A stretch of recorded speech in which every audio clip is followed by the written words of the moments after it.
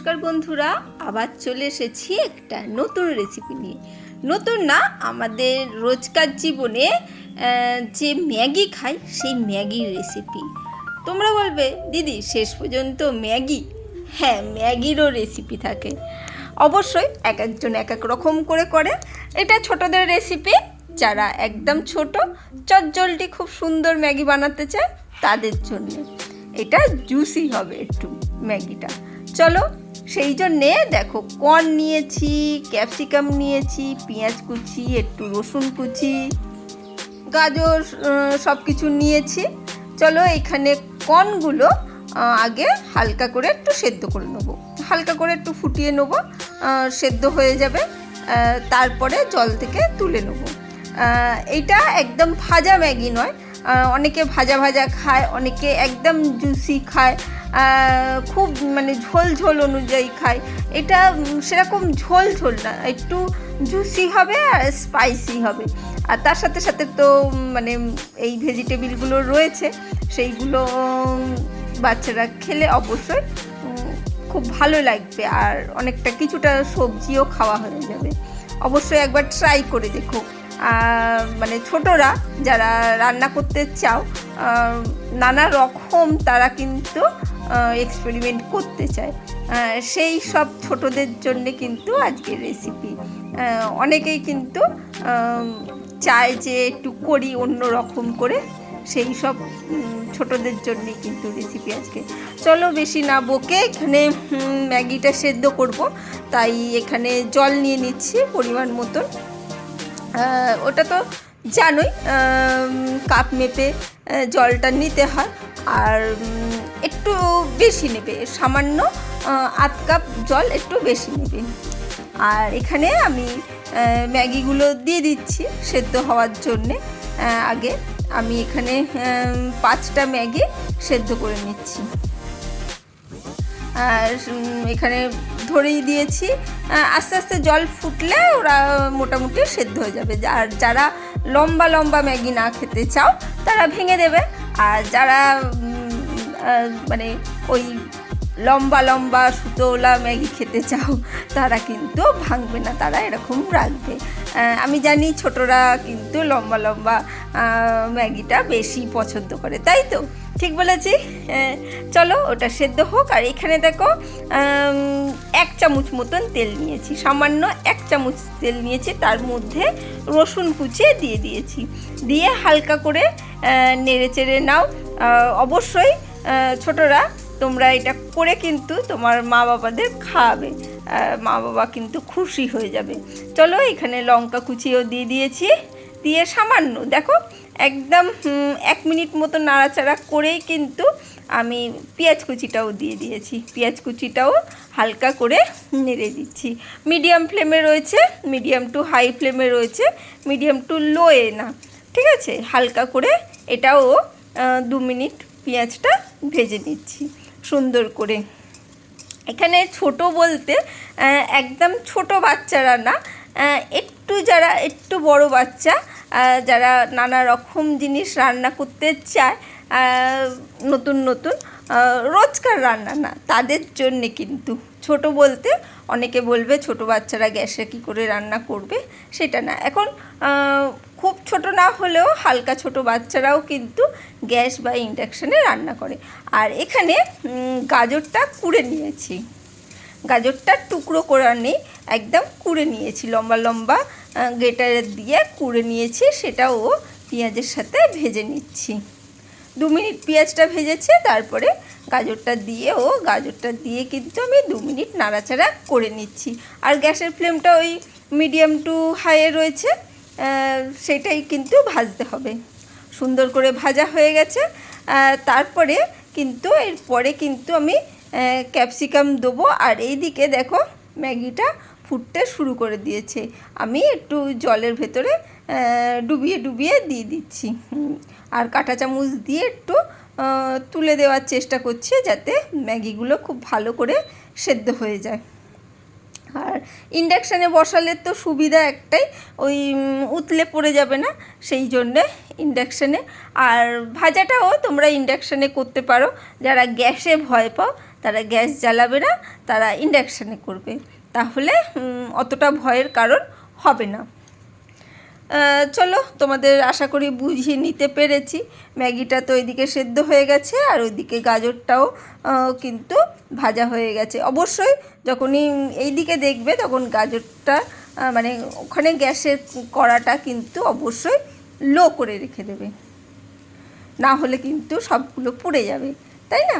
চলো, গাজর ভাজা হয়ে গেছে। সেদ্ধ করে রাখা হালকা কিন্তু কর্নগুলো মানে ভুট্টাগুলো হালকা করে সেদ্ধ করেছিলাম, সেই ভুট্টাগুলো দিয়ে দিয়েছি। আর এইখানে দিয়ে দিয়েছি ক্যাপসিকামগুলো। ভুট্টাগুলো এবারে বলবে কিভাবে বুঝবে, জাস্ট একটু ফুটে উঠবে, তোমরা গ্যাসটা বন্ধ করে ছেঁকে নেবে। জলটা ফুটে উঠলেই গ্যাসটা বন্ধ করে তোমরা ভুট্টাটা ছেঁকে নেবে, তাতেই কিন্তু সুন্দর নরম হয়ে যাবে। অনেক সময় কাঁচা ভুট্টা খেতে ভালো লাগে না, তাই একটু হালকা করে ভাপিয়ে নেওয়া এই জন্যে। আর যদি কাঁচা ভুট্টা ভাল লাগে তাহলে কাঁচাই দিতে পারো, তাতেও কোনো অসুবিধে নেই। এখানে দেখো সুন্দর করে সবজিগুলো প্রায় ভাজা হয়ে গেছে, মাত্র কিন্তু 1 চামচ তেল দিয়েছি, এমন কিছু বেশি নয়। চলো এবারে সব ম্যাগির মশলাগুলো কেটে কেটে দিয়ে দেবো। ম্যাগির মশলাটা যদি না দেওয়া হয় তাহলে ম্যাগির টেস্টটা তো আসবে না, অবশ্যই ম্যাগির মশলাগুলো কেটে কেটে দিয়ে দিতে হবে সুন্দরভাবে। বাড়িতে এই সন্ধেবেলায়, বর্ষার সময় হোক শীতের সময় হোক, সন্ধেবেলায় মা বাবাকে যদি করে খাওয়াও, মা বাবা ভাই বোন ছোটো বাড়িতে যারাই থাকুক না কেন, তাদের সবাইকে যদি এইভাবে ম্যাগি করে খাওয়াও, তারা কিন্তু বেশ ভালোই বলবে। মা তো এমনি নয় সেদ্ধ ম্যাগি করে, আর না হলে হয়তো ভাজা ম্যাগি করে। তুমি যদি এরকম জুসি ম্যাগি করে খাওয়াও আর এরকম সবজিদার, তাহলে কিন্তু মাও অবাক হয়ে যাবে, তাই না? অবশ্যই ট্রাই করো, তোমরা ছোটোদের বলছি অবশ্যই ট্রাই করো আর বলো। আর বড়রা তো ট্রাই করতেই পারো, আর কেমন লাগলো সেটা জানিও অবশ্যই। চলো ম্যাগির মশলাগুলো দিয়ে, মানে যে কটা ম্যাগি দিয়েছিলাম 5টা, সেই 5টা ম্যাগির প্যাকেটই আমি কেটে দিয়েছি। হালকা করে নাড়াচাড়া করে নিলাম সবজির সাথে ম্যাগির মশলাটাও। এরপরে দিলাম হালকা করে লবণ। ম্যাগিতে তো এমনি আমরা লবণ দিতে লাগে না, কিন্তু এখানে সবজি যেহেতু রয়েছে তাই একটু হালকা করে লবণ দিলাম। আর সস দেবো, সেই জন্যে বেশি কিন্তু লবণ দেবো না। আর এইদিকে দেখো ম্যাগিটা সেদ্ধ হয়ে গেছে, আমি মানে ইন্ডাকশানটা বন্ধ করে দিলাম। আর এই দেখো কতটা জল রয়েছে, দেখতে পাচ্ছ তো, এরকম জল জল থাকবে। আর এইটা কিন্তু ঠান্ডা হয়ে গেলেও মানে ডেলা পেকে যাবে না। এই জুসি ম্যাগিটা করলে কিন্তু ঠান্ডা হয়ে গেলেও ডেলা পেকে যাবে না। এটা কিন্তু রেসিপিটা ভিডিও হচ্ছে মেয়েকে সকালের টিফিনে দেওয়ার জন্যে।